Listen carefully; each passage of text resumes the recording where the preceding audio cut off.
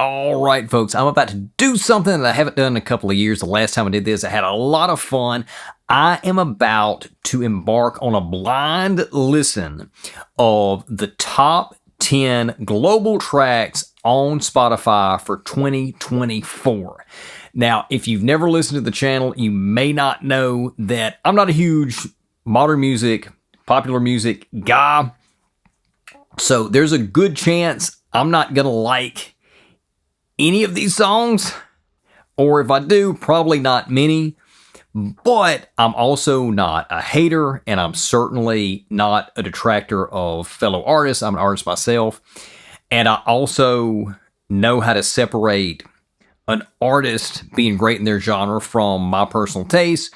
So if I don't end up liking a song, or I'm not a big fan of an artist, that doesn't say anything negative about you if you're a fan of that song or artist, and it certainly doesn't say anything negative about the artist.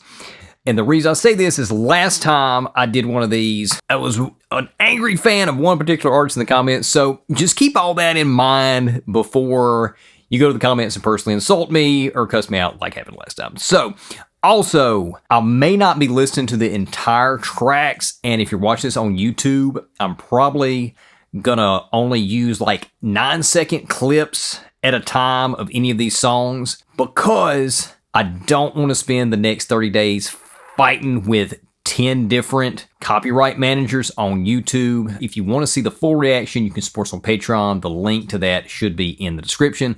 Without further ado, let's get to it. This is Sabrina Carpenter, Espresso. Now, I actually heard the beginning of this as I was trying to get this pulled up, and I actually started trying to record here and had some technical difficulties. So I have heard the beginning of this, but other than that, fairly blind. And some of these I may have heard, and because I don't know what's on the list yet. So here we go.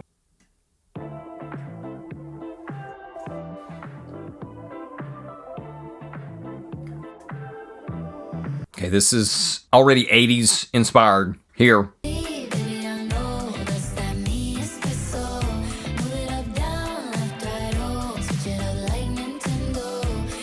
Okay, Nintendo. All right, I'm going to pause it right there. Okay, so not my cup of tea at all. 80s inspired, modern pop. And if you've watched the channel, you know I'm not a huge fan of the 80s, although I have gotten into it a little bit more. Liked it a little bit more since I've been doing some of these reactions and hearing covers of 80s songs. That's made me like the originals a little bit more. But overall, not really my cup of tea. And it's funny to me, I think I may have mentioned this when I did this 2 years ago because I heard a lot of 80s inspiration in that too. It seems like that the COVID lockdowns kind of prevented music from continuing to change organically because up until that point, every decade since the 90s, you can hear inspiration from 30 years previous. So it's like in the 90s, you can hear some 60s inspiration in a lot of the music, particularly like the rock. The 2000s, in the rock and pop, you hear a lot of 70s. In the 2000s, 10s rolled around and you heard a lot of 80s inspiration there. Well, we're in the 20s now, so you would think we'd go to the next decade and hear some 90s inspiration. I've heard a little bit of that coming up here and there, but overall, I'm still hearing a lot of 80s, and that's really weird. And the only thing that makes sense is that the whole COVID lockdown thing affected the music industry. I mean, it affected everything, so that I don't think that's that far-fetched. But yes, this is not really my cup of tea. I did like the Nintendo reference. I'm not sure if Nintendo is still going to be a thing in 40 years and people go back and listen to the song and even know what that's referring to, because I know I hear things in older music that I don't get the references. That's not true for a lot of stuff because I was raised in kind of a retro environment, but I know I'll play something older for my daughter and she has no clue what that reference is. I have to explain it to her. So I'm going to fast forward, see if we get to the chorus.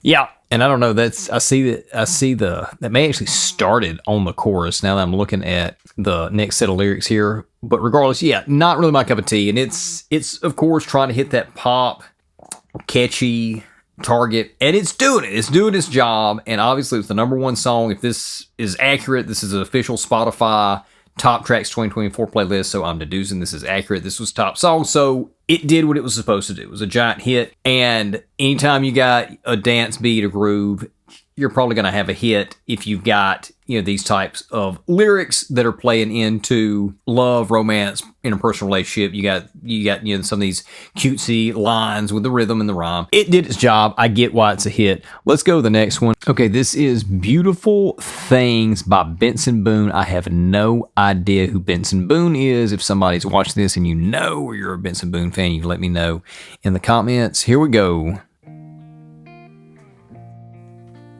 Oh, I like that. That's old school. Yeah, I dig this. Thank God every day for the girl he sent my way. Wow, I like that. I want you, I need you, oh God. Okay, changed it up a little bit. These beautiful things that I've got, please. Yeah, this is pretty good. This is the number 2 most popular song. Take these beautiful things that I've got. Man, yeah. Okay, this is a really, really interesting song for me. Somebody who is, I'm religious, I make no bones about that. And this is obviously, this is straight up a prayer, a cry out. So this really, really strikes me on a personal level. So let's take a look at lyrics here. So it starts out, for a while it's been rough. Lately I've been doing better. The last 4 cold Decembers I recall. That's some good lines there. The last 4 cold Decembers I recall. Really like that. See my family every month. That's great. I found a girl my parents love. Okay. She'll come and stay the night, and I think I might have it all, and I thank God every day. Okay. So for the girl he sent my way. So this is really interesting because it's a song about faith. He obviously believes in God. He recognizes that all this good stuff that is happening to him is given to him by God. And then the next line says, but I know the things he gives me, he can take away. That's true. And I hold you every night. So he's talking about the girl he was referencing. And that's a feeling I want to get used to. Okay, well, marry the girl and get on with it. But there's no man as terrified as the man who stands to lose you. Okay, so he has an issue there because he's got all these things. He recognizes there's from God, but he's scared to death that God's going to take it away from him. So he's reached a level of spiritual maturity, but he's stopped at a certain point because you can't live like that. You can't live in the fear. Be thankful for what you got. Be aware that it can all be gone, but don't react with fear. Instead, react with thankfulness and let that be a motivation. Your knowledge that all that can be taken away, let that be a motivation to appreciate it and enjoy it more, not to live in fear and try to hang on to it in case you lose it. Oh, I hope I don't lose you. Please stay. So we get into the chorus here. I want you. I need you. Oh God, don't take these beautiful things that I've got. So this could be, initially, it seems like that whenever he says, please stay, I want you, I need you, he's talking to the girl, and then he's saying, oh God, don't take these beautiful things that I've got. Or is he actually addressing God and saying, God, don't go away, please stay, I want you, I need you. But then again, it seems to be, his relationship with God seems to be founded on all these good things that he's been given, and that's not going to be the foundation for the best spiritual life. So again, he's still not quite there. Then again, he may be addressing the girl and then God alternatingly. I'm not sure. Either way works though. The second verse, I found my mind. I'm feeling sane. It's been a while. I'm finding my faith. So again, he's specifically saying, okay, I've been trying to work things out of what my faith is, what I believe. If everything's good and it's great, why do I sit and wait till it's gone? So he recognizes that that's a problem, that he should be enjoying the good things instead of sitting around in fear and waiting until they're gone, and everything's going to go eventually. Oh, I'll tell you, I know I've got enough. I've got peace and I've got love, but I'm up at night. So he knows he's got all these good things, but he's up all night thinking he just might lose it all. So he realizes he's got a problem. That's good. So then he sings the chorus there. And again, to me, the second chorus, when he sings the second chorus, it really reads like the whole thing is addressed to God. And that's the end of the song. Wow. That was fantastic. Musically, it was right up my alley. I loved the change up. I think it was going into the first chorus. The music changed up, or maybe in that bit right before the chorus. It's got a pop rock sensibility from the 2000s that I really like. And I am shocked out of my mind that this is the #2 most streamed song on Spotify for the year. Again, if this is accurate, and I feel like I could make something like this, and that's the first time that I've heard a new song that I feel like, okay, if this is out and can be popular, then something I could do could still make it in today's market, because I've always been more of a throwback guy from the 50s, 60s, 70s, skip 80s, 90s, 2000s, like, and then past that, it's not the music I listen to, it's not the kind of music I write, and this has that throwback feel to an era that I kind of work within, that I came from. So yeah, I am just pleasantly shocked at how much I like that one. That was great. Let me know if you know who Benson Boone is. Let me know in the comments, please. All right, next up, this is Birds of a Feather, Billie Eilish. All right, quick word on Billie Eilish. Not a big Billie Eilish fan. There may be somebody watching this who's like, oh, Billie Eilish is the greatest. Nothing personal against you, nothing personal against Billie Eilish. Not my cup of tea. As a matter of fact, I can't remember what the first song I heard from her was, but the vibes I got from that kind of scared me, actually. I can't tell you the name of the song. I just remember feeling like this is... and I've heard some Billie Eilish songs since then, and they just haven't struck a chord with me. So, Billie Eilish, Birds of a Feather, let's do it.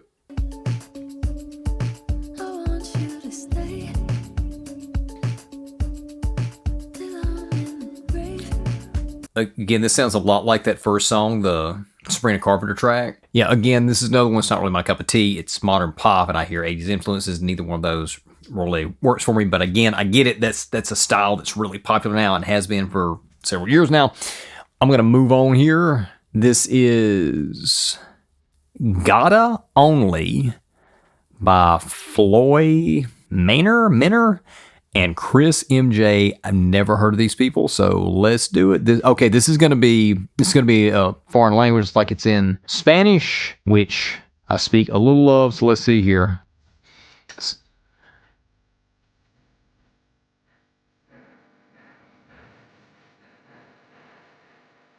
Okay, yeah, this is just totally just not my genre. This is where I got in trouble last time. It was a Spanish language song in the rap pop genre thing, it's not my cup of tea at all. And I basically said, like, hey, this isn't my cup of tea.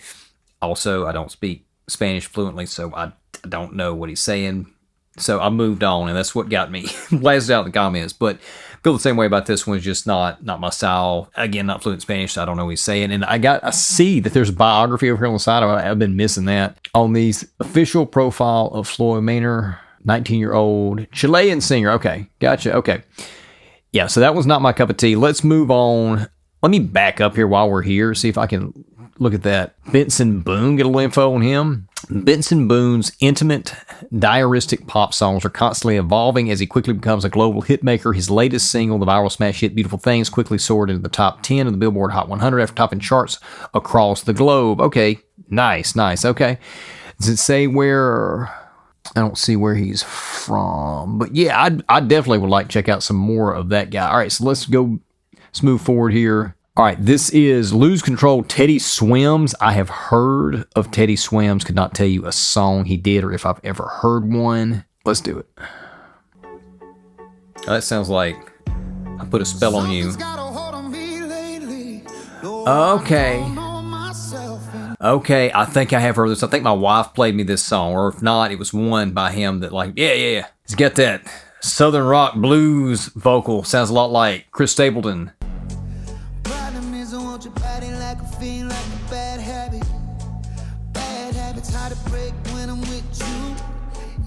So it's got a little bit of the rap R&B element that I'm not a huge fan of, but overall, really dig it. It's got a blues feel to it. His vocals are really, really good. Right up my alley. Lyrically, it's kind of generic for this type of song, but it works fine.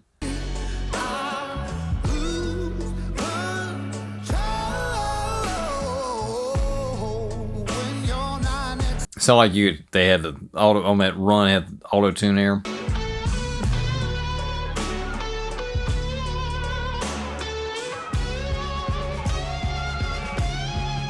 Yeah, nice, simple lick, throwback feel. Nice falsetto. Breaking my heart, baby, you make a mess of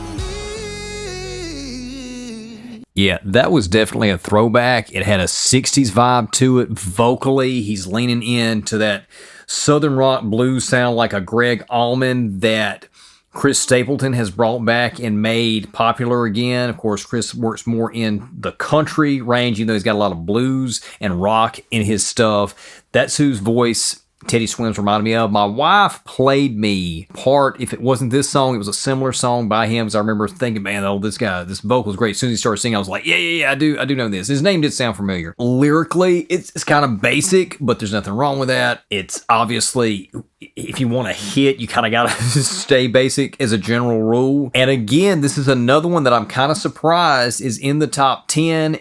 And I'm not sure I would write one like this. I mentioned earlier, we listened to the Benson Boone song. I was like, I feel like I could write something like that, which is surprising me because I thought my time period of possibly being relevant in popular music was gone forever because I'm much more of a throwback artist. But I heard that. Now I hear this one. I'm like, okay, you know, maybe not. But this one has a little bit more. I mentioned that R&B rhythm that I'm not a huge fan of, that if I were to try something like this, I wouldn't have that element. And that may be one of the elements that really pushes it, though, to the forefront because it does have that beat to it, that particular rhythm. But yeah, I really enjoy that one. That was another surprising pick. Let's see, how many we got left here? That was number 5. Seems like we've done more than that one. Okay, this is End of Beginning D. Where's the lyrics here? DJO or DJO, I don't know. I have no idea. Musical alias of American musician actor Joe Keery. Do I know? Steve Harrington plays Steve Harrington on Netflix horror fantasy series Stranger Things. Okay, I've never watched Stranger Things. That's why I didn't know him. Okay, well, let's do it here. Okay, again, we're 80s influence, but a different kind of 80s influence than those other two we listened to earlier. Yeah, again, this is not my cup of tea. I mean, straight up, this could have been released in the 80s with a little bit different sound to the production, but otherwise, straight up 80s, not my cup of tea. And this one's a little bit funnier to me of why it is so popular, because the other two that I mentioned that were 80s inspired really had also the modern pop element. And this is only modern pop in that it's 80s again. And a lot of modern pop is regurgitate the 80s. So not my cup of tea. Let's move on here. So that was number 6. Number 7 is Too Sweet by Hozier. Okay, Hozier, I know I've listened to some of his stuff. He's a really good artist. Don't necessarily like all the stuff I've heard from him, but I get it. Let's do it. 10 o'clock before I say a word. Baby, I can never tell. How do you sleep so well? You take my whiskey and leave. Okay. Coffee black in my bed at 3. You're too sweet for me. I take my whiskey and leave. Okay, yeah. Yeah, I like that. That's a little bit more my speed than a lot of these other tracks were. Not as much as the Benson Boone and the Teddy Swims track. And it sounds kind of like this could have even come out, let's see, what year we're in, 2025. This could have come out, you know, in 2012, between 2012 and 2015. And it's like almost in the genre that I really dig, but there's something about it that's a little bit too alternative in the modern sense of the word alternative, which is why I probably wouldn't add this to my playlist and listen to it like I might do those other two songs that I really liked on this reaction set. But it's a good song. I like the lyrics, some good lyrical spins in there. The You're Too Sweet for Me. I like the line of I'll take my whiskey neat, my coffee black, my bed at 3. Obviously, the character that's singing here is not living the best life he could be, and his girl wants him to do better, and she's right, but at the same time he has no desire to do that. And so he's recognized, like, you're too sweet, you know, you want me to live better and do better, but I think I'd rather just not. So clever lyrics. All right, let's move on here. This is one of the girls with The Weeknd, Jenny, and Lily Rose Depp. Okay, I don't know who Jenny is, but I know The Weeknd and Lily Rose Depp. I don't think I've ever heard her sing, though. Let's do it. Control can't tell, but I love you. 'Cause you know you Okay, yeah, that's just not my cup of tea. It's modern pop, R&B, electronica. That's not my thing. So we'll move on here. This is Cruel Summer, Taylor Swift. I did hear a couple of Taylor Swift songs this past year. Don't know if this was one of them or not. Let's check it out. Toy with the price, you know that I bought it.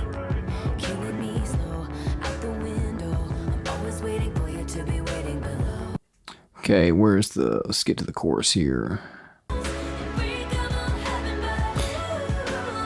Now, this is interesting. Again, this was not my cup of tea. Modern pop. But I actually hear, and I can't quite articulate right now or point to a particular artist or song, but there's actually something 90s pop about it, maybe even early 2000s pop about it. Like maybe a Britney Spears in the 2000s, and maybe I can't really pinpoint something in the 90s, but there's something about it that just has that vibe, makes me go there. And that's really interesting because I said earlier in the video about the 80s having so much sway, still inspiration moving into its second decade. It was inspired a lot of the 2010s. Now it's still inspired a lot of the 2020s. We're halfway through the decade and we're still hearing a lot of 80s sound, which is unusual. But I've heard some songs sounds like the 90s are starting to creep in. This is one. I hear some 90s elements here. So maybe music will continue to develop and pull back from a later decade than what it's been pulling in the last couple of decades.